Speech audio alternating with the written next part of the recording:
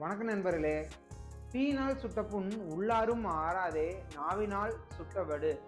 அதாவது உடல்ல ஏற்பட்ட காயம் சில நாள்ல ஆறிவிடும். ஆனா ஒருவர் சொன்ன வார்த்தை பல வருடங்கள் நம்மளோட மனசுல ஆறாத காயமா இருந்துகிட்டே இருக்கும். அது ஏன்? இதை தான் 2000 ஆண்டுகளுக்கு முன்பே திருவள்ளுவர் கூறினாரு.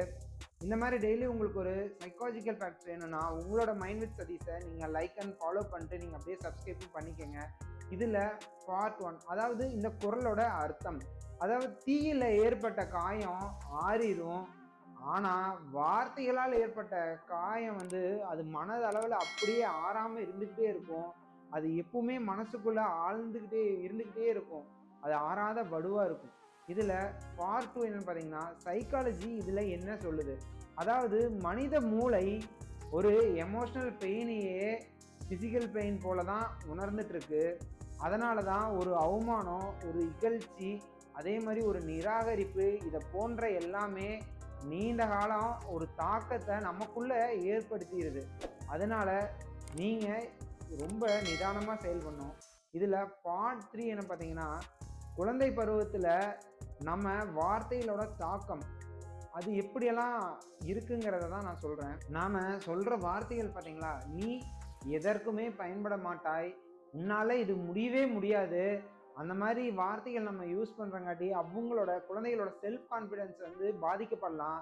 நீங்கள் அதனால் இந்த மாதிரி வார்த்தைகளை அவங்க முன்னாடி யூஸ் பண்ணாதீங்க. இதில் பார்ட் 4 என்ன கேட்டிங்கன்னா, ரிலேஷன்ஷிப் சைக்காலஜி. அதாவது இது நம்ம யூஸ் பண்ணுற வார்த்தைகள்னால நம்மளோட உறவுகள் உடைவதற்கு பெரும்பாலான எப்பவுமே காரணங்கள் இருக்கு. அது நம்ம செய்கிற செயல்னால நம்ம பேசுகிற வார்த்தைகள் தான் அதுக்கு மிகப்பெரிய காரணமே. நீங்கள் பேசும்போது தயவு செஞ்சு யோசிச்சு பேசுங்க. ஏன்னா அந்த வார்த்தைகள் எப்பவுமே அழியாமல் மனசுக்குள்ளே ஒரு வடுவாக இருந்துக்கிட்டே இருக்கும்.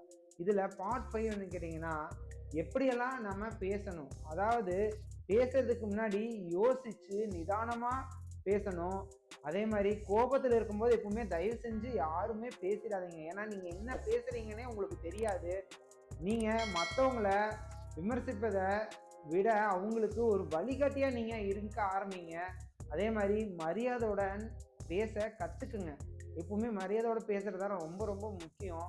இதில் நான் உங்களுக்கு ஃபைனலாக என்ன சொல்கிறேன்னு கேட்டிங்கன்னா, திருவள்ளுவர் சொன்ன இந்த குறள் இன்றைய எமோஷ்னல் இன்டெலிஜென்ஸ்னு அடிப்படை. ஒரு நல்ல வார்த்தை வாழ்க்கையவே மாற்றும். ஒரு கெட்ட வார்த்தை ஒரு வாழ்க்கையவே பயங்கரமாக காயப்படுத்திடும். அதனால நீங்கள் இதை மனசில் வச்சுக்கிட்டு ஒவ்வொரு வார்த்தையும் யோசித்து நிதானமாக பேசுங்க. அது ரொம்ப ரொம்ப முக்கியம். இந்த மாதிரி டெய்லி உங்களுக்கு ஒரு சைக்காலஜிக்கல் ஃபேக்ட்ஸ் வேணும்னா உங்களோட மைண்ட் வித் சதீஸை நீங்கள் லைக் அண்ட் ஃபாலோ பண்ணிட்டு நீங்கள் அப்படியே சப்ஸ்கிரைப் பண்ணிக்கோங்க. Thank you friends.